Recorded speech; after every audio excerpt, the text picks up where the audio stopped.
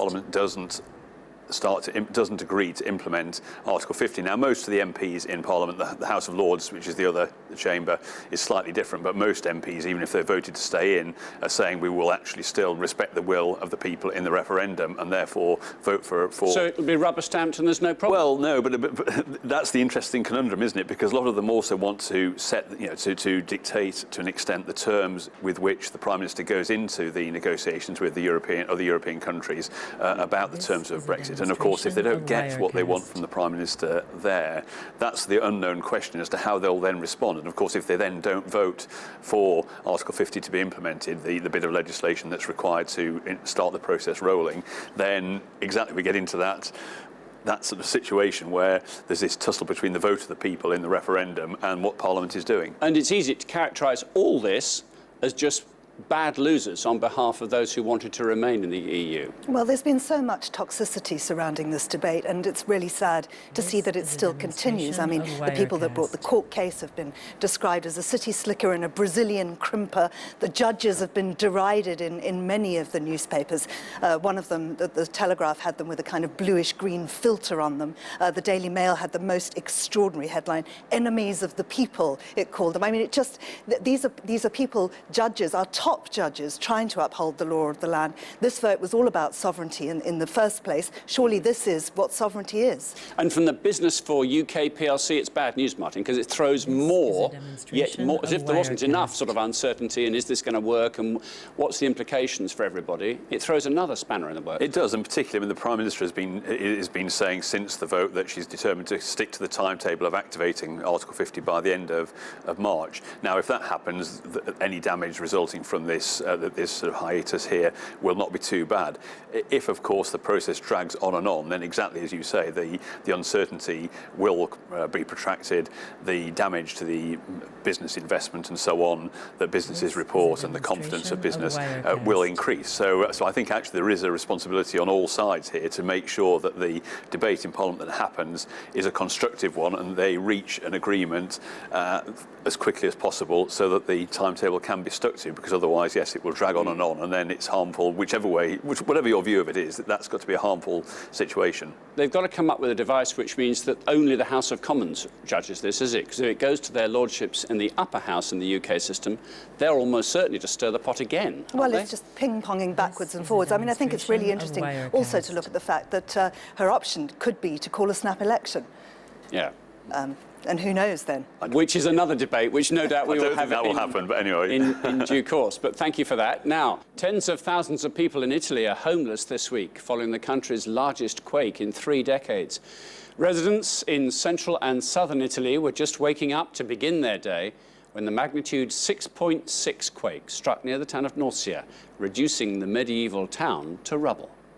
Despite its magnitude, no one died during Sunday's quake. The region's city centres had already been closed and homes evacuated because of previous quake damage.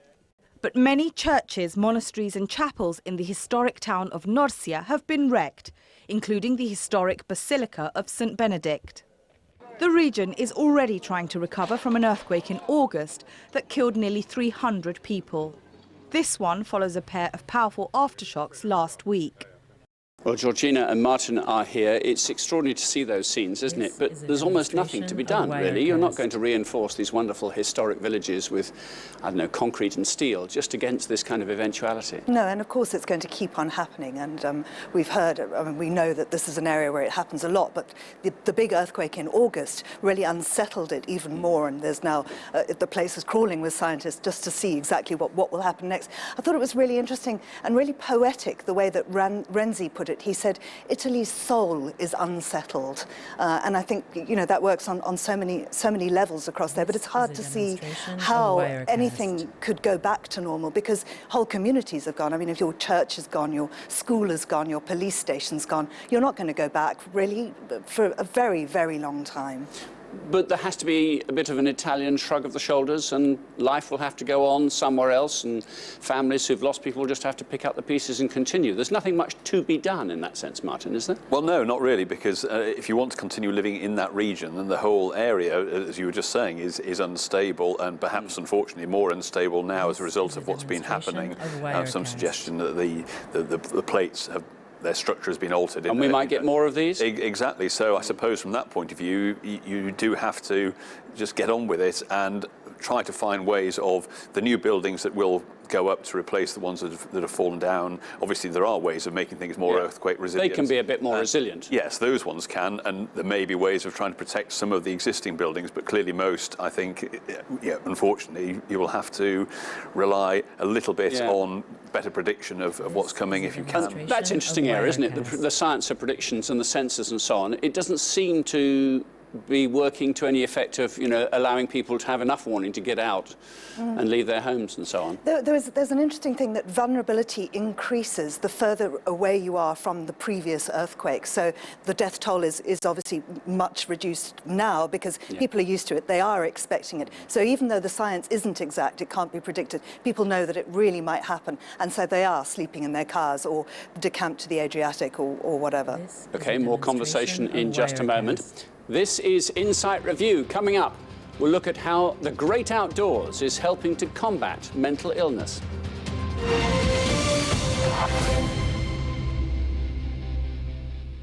From Wall Street to Main Street and the people in power, money talks and so do we. Corruption, technology, jobs, if it affects you, it affects us. Around the world and hear from the people in the know to make financial news your business. Wherever there's money, there's a story. Join me, Matthew Moore, for Money Talks on TRT World.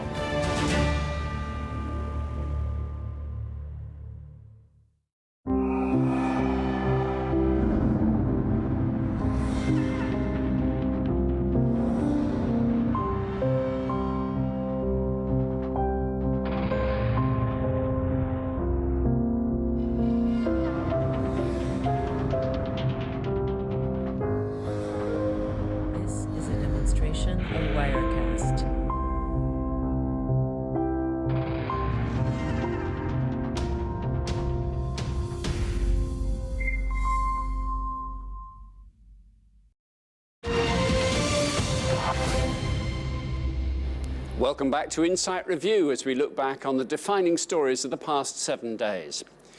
He was handpicked by Venezuela's late socialist leader Hugo Chavez as the man to take the country forward. But Nicolas Maduro's leadership has plunged the country into economic freefall. Demonstrations turned violent this week and Maduro plummeted in the opinion polls. However, opposition leaders have suspended plans to stage a show trial against the president in the hopes that a political solution can still be reached.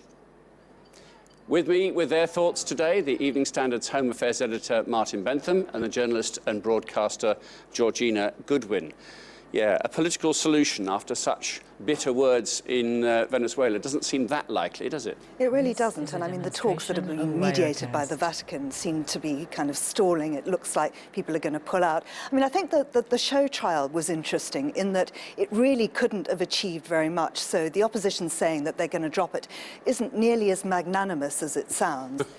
You mean it was always a daft idea? Well, exactly. What could it have changed, really? But, Martin, they were sincere in their threat, weren't they? And maybe they believe that the threat of it has brought about some kind of movement. Possibly, although there is still this great impasse, isn't there? And I think the problem underlying it all clearly is the terrible economic circumstances that they're facing, with inflation predicted at nearly 500% and then going up to in the thousands. And of course, the economy has basically been in collapse. And unfortunately, anywhere in the world, that sort of economic hardship tends to produce the sort of conflict that you're seeing now. I mean, and hope for the sake of the country and get an economic fix underway. However, as we've seen in so many countries, this is the opportunity for politicians to exploit division. I mean, I think it's interesting that Maduro blames his ideological opponents in Washington for a lot of it, and I wonder what will happen after next Tuesday, because that's going to have then a big impact, I imagine, on what happens in Venezuela. Yeah.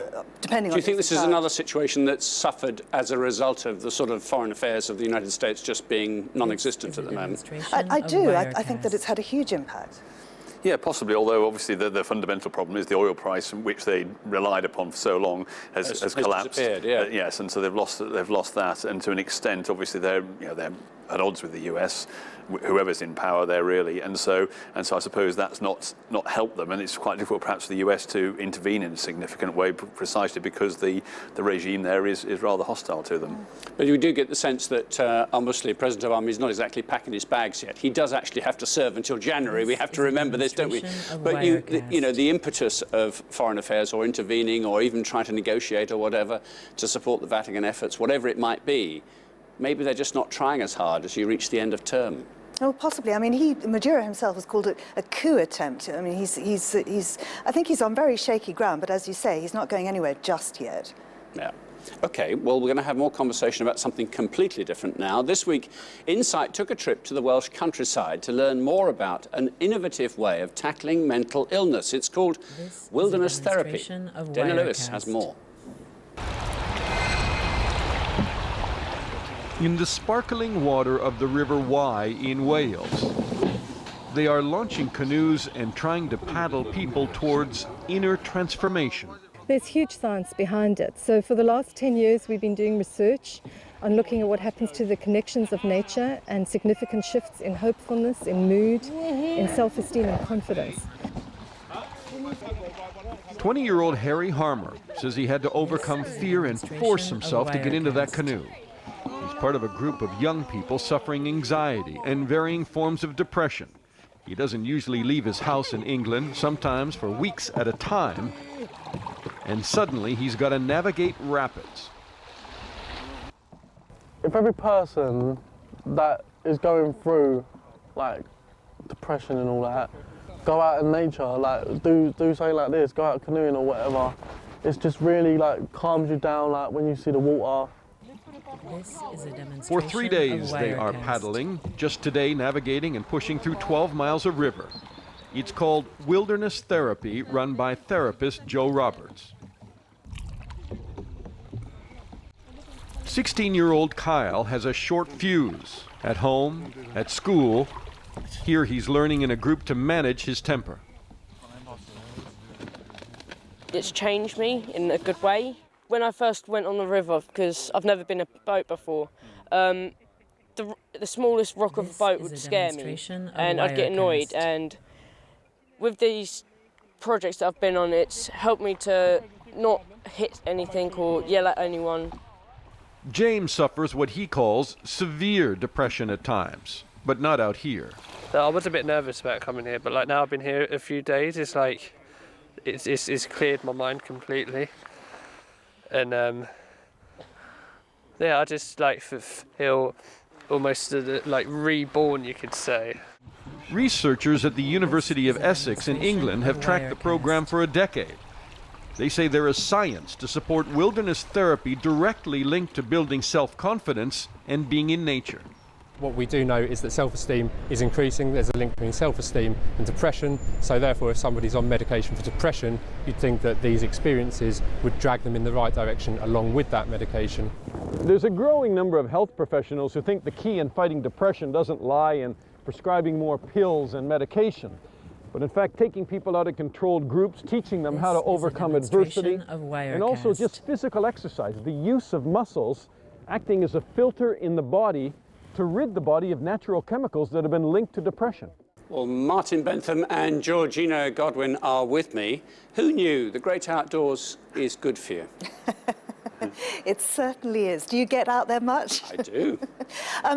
Of course it's good for you, but it's also, I mean, it's not only good for you to exercise, but on the anxiety level, as they were saying, it really, I think really calms. I have a kind of mad dog that I'm forced to walk every day. And actually, so that helps. Well, it really does. It gives you that kind of, that release, that the back to nature thing's got to help, hasn't it? Well, I don't know, because people tend to divide themselves into outdoor types or not outdoor types, aren't they? And this seems to be, Martin, an idea to at least invite, because there's no compulsion involved, as far as I understand, invite people to consider something you wouldn't normally do, get outside, a bit more exercise, or an adventure like that. It might involve, you know, getting wet or something if you're going into the Welsh countryside. Can be therapeutic. I suppose it's a sense of achievement, isn't it? Doing something that's out of your normal comfort zone. That's probably what underlies it all, and certainly as well as the physical aspect of it, which I think is medically shown in general to be beneficial. I mean, it looks fantastic, doesn't it? I mean, I'm feeling actually quite depressed myself now that I'm sitting here in London, not out there doing it myself, because it looks really great. And of course, it does seem, from what your report showed, to be having a very good effect on some people who've had some unfortunate problems. And I think, yes, the outdoors, we're doing something like that. I mean, I think we discussed when we covered the item a little later in the week how there is a narrow borderline here between the idea of compulsion. And I mention it because boot camps of the sort that maybe troubled youngsters get sent to in the United States maybe don't help because they're very militaristic and there's a sort of sense of 100 press-ups here and so on. That may not fix some mental health issues at all. So there's a finding and accommodating something that maybe challenges you but doesn't necessarily make you feel you're being threatened. Well, there's the whole thing of going into regular exercise, and a lot of people who haven't been used to it and then start doing it completely overdo it. And I think there's some sort of scientific report that says if you can't talk, if you're really seriously out of breath, that actually postpones the beneficial endorphin rise of exercise for at least half an hour. You're less likely to want to go back into it if you've ever done it, like you might at a boot camp. So it's a question of finding something that's pleasurable, but also building it up gradually. And I must say, I don't really like the idea of jumping in the cold River Wye.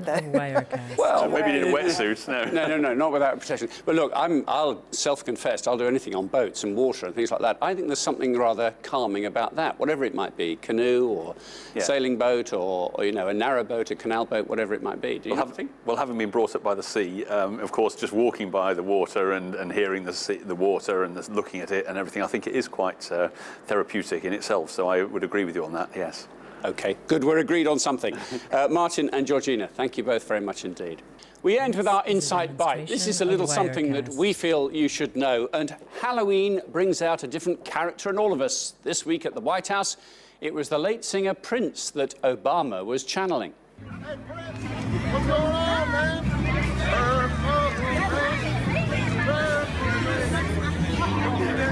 The president clearly inspired by a youngster's Prince costume. Well, Halloween at the White House has become a tradition under John F. Kennedy's presidency and has continued ever since. And, it wasn't on this occasion just Prince's music inspiring the trick-or-treaters.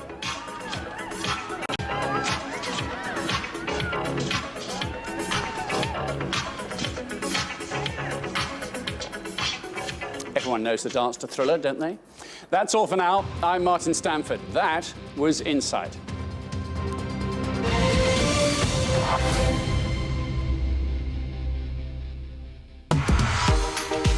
Music, film, photography, fashion, design. The world of art and culture here on TRT World. Showcase brings you the latest from around the world, guides you behind the scenes, and talks to the movers and shakers. Informative, fascinating, and surprising. That's Showcase every day on TRT World.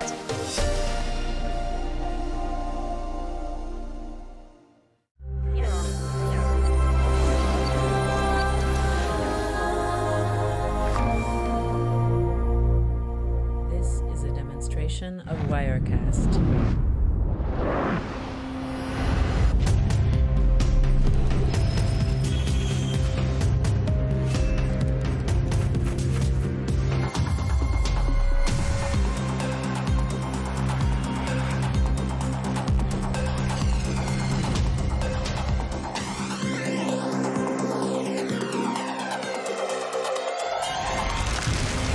Dünya 5'ten büyüktür.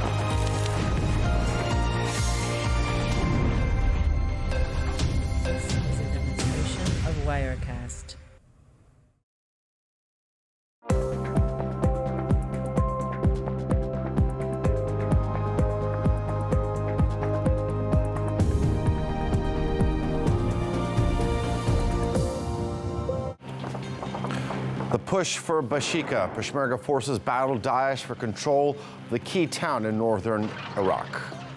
I'm Nicole Johnston on the outskirts of Bashika, where Peshmerga forces are battling to retake the town from Daesh. Hello and welcome to TRT World, live from Istanbul. I'm Adija Nayana. Here's what's coming up on the program.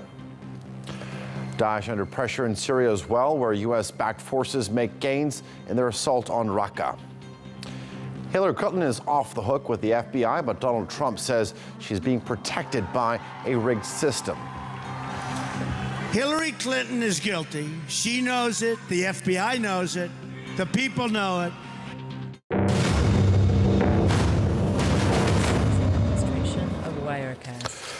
We begin this hour in Iraq, where Peshmerga Kurdish forces have entered Bashika town just hours after launching the operation to retake the city from Daesh. The forces are battling street to street using mortar rounds and heavy artillery on Daesh targets. They've kept the town surrounded for weeks, and it's estimated that around 100 Daesh fighters are inside. Our intelligence says there aren't any civilians left in Bashika. There's only Daesh left. We've been hitting some targets since the morning, and the forces are advancing, and we are on track to complete the mission. TRT World's Nicole Johnston is just outside of Bashika near the battlefield. Well, fighting has been going on now for hours, and she joins us now. Nicole, gunfire and explosions are going off in the town in Bashika. We know that Peshmerga forces have entered the town, the village. What's going on now? Well, Ali Jan, I would say that the fighting has intensified in the last couple of hours. We've heard a great deal of artillery rounds, gunfire. I'll just move out of the shot so you can see what's been going on behind us. We've had to actually change our position because there has been some gunfire incoming a few hundred meters away from where we are. So it does seem as though, as you said, that there is a street battle going on. One of our teams was inside Bashika earlier today, and they saw that battle between Daesh fighters on one side of the street and Peshmerga fighters on the other. And it just goes to show how this battle against Daesh in not only Bashika, but also in Mosul, has really reached a new phase. No longer is it fighting on the outskirts of town, in open farmlands, in fields and villages, but it's entered into urban areas. And that's what Peshmerga forces and the Iraqi army are up against in Mosul and also here in Bashika. The big difference in Bashika, of course, is that all the information that we're receiving is that there are no civilians in town. Everyone left when Daesh took over a couple of years ago. The Shabaks, the Yazidis, the Christians, and the Peshmerga forces say that the only people left are Daesh fighters, around 100, 150 of them. You would think that it wouldn't take that long for 5,000 Peshmergas to defeat around 100 Daesh fighters, but they've been in there for a couple of years. We were told by one general here that they've come up against at least 10 suicide car bombs today. The group is tactical, it's well-trained, its snipers are very good, and so it's proving to be a difficult battle for the Peshmerga fighters. A battle that has actually gone back and forth between Daesh and the Kurdish Peshmerga. Just talk to us about how important the full control of Bashika is in its meaning in this greater battle for Mosul. Well, if the Iraqi army and the Peshmerga forces are going to have any success in defeating Daesh in Mosul, they have to capture all the territory around it. So while the Iraqi government announced the battle for Mosul on the 17th of October, in effect, it's been going on all year. The Peshmerga fighters have been gradually capturing more and more territory, pushing out of their own territory in the Kurdish-controlled north, pushing into the disputed territories. So that's why they need to get Bashika, Hawija, Tal Afar in the west, all of these areas secured if they're eventually going to go for a sort of a multi-pronged approach to secure the outskirts of Mosul and move on to the city. But they can't do that unless they can get these towns under control as well. All right. TRT World's Nicole Johnston, just outside of Bashika in northern Iraq. Thank you.